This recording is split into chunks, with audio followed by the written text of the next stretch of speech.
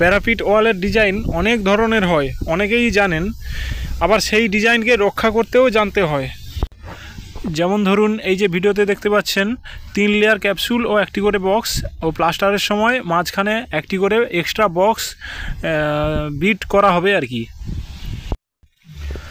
তবে যে রকমই ডিজাইন হোক না কেন, প্লাস্টার ও রঙের পরে শ্যাওলা ধরে যায় বৃষ্টির জন্য, সেই জন্য মাথায় একটা রড দিয়ে ঢালাই করে দেওয়া হবে।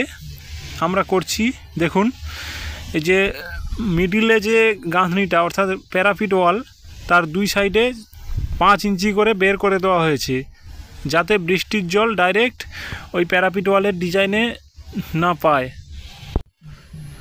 পুরনো বাড়িগুলি দেখবেন যেগুলি ডিজাইন করা হয়েছে প্যারাপিট ওয়াল অথচ মাথায় এরকম ঢালাই দেওয়া নেই, সে বাড়ির ক্ষেত্রে কি হয়েছে, শ্যাওলা পড়ে পুরো ডিজাইনটাই কালো হয়ে গেছে, বাজে লাগছে দেখতে।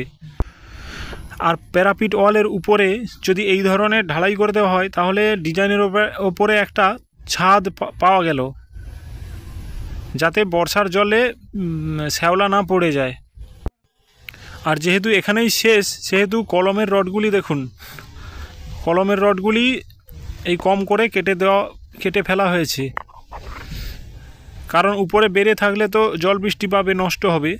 এইখানেই সমাপ্ত, এইভাবেই করবেন। এর বাইরের দিকে 5 ইঞ্চি বেরিয়ে আছে, ওকে। আর লাইটিংয়ের জন্য উপরে ঢালাইয়ের উপরে লাইটিং বক্স বসবে, সেই জন্য এইরকমভাবে পাইপ বের করে দেওয়া হয়েছে।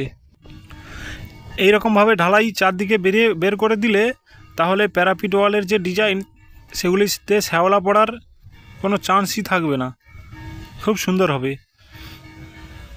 সব 8 mm রড দিয়ে বাঁধা হয়েছে, এইভাবেই করবেন। আর এখানে যে কলা গাছটি দেওয়া আছে দেখছেন, বাড়ির মালিকের কথা অনুযায়ী করা হয়েছে। এখানে বাঁশ ঢুকিয়ে, এখানে ছাঁদা থাকবে, বাঁশ ঢুকিয়ে দড়ি টাঙানো হবে। এই যে নিচেও দেখছেন লোহার অ্যাঙ্গেল সেটিং করা আছে, এই সোজা বাঁশ ঢুকবে।